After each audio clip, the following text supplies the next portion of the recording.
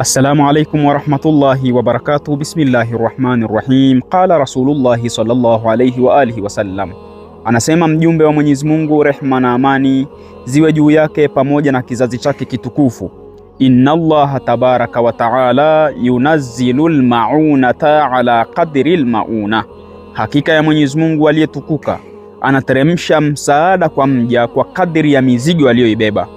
Wa yunazzilu sabra ala qadri shiddati wal bala, na anateremsha subra kwa mja kwa kadri ya mitihani na dhiki alizobebana nazo. Anakuteremsha subra kwa kadri ya mzigo uliobeba. Ndugu yangu, baba wa familia, mwanaume mwenye watoto, mwenye familia, kwa kadri unavyosaidia familia yako, unawalea watoto wako, unatafuta riziki kwa ajili ya chakula cha watoto wako wavae vizuri, jitahidi katika hilo, kwa sababu kadri unavyowalea wanao wakashiba, wakapendeza, ukalipa kodi ya nyumba, hivyo hivyo Mwenyezi Mungu hawezi kukuacha, kwa sababu anajua unaye kazi, unao mzigo umeubeba.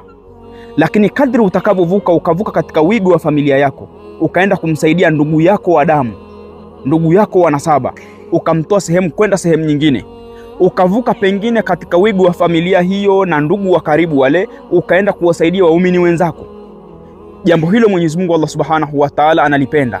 Kwa sababu nikuambie kitu, Mwenyezi Mungu huwa hateremki kwenda kuwagaia watu. Mwenyezi Mungu anawafanya waja wake kuwa mkono wake.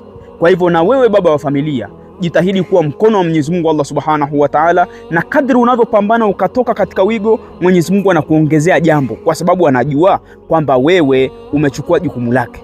Kwa hivyo baba wa familia, usiwe bakhili ukaona mimi na wanangu tu, utapewa kwa kadri ya hiyo familia yako tu.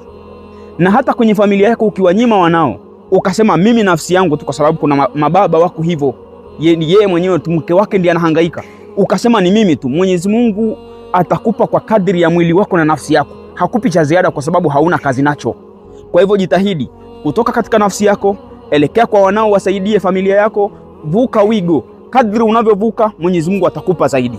Wassalamu alaikum warahmatullahi wabarakatuh.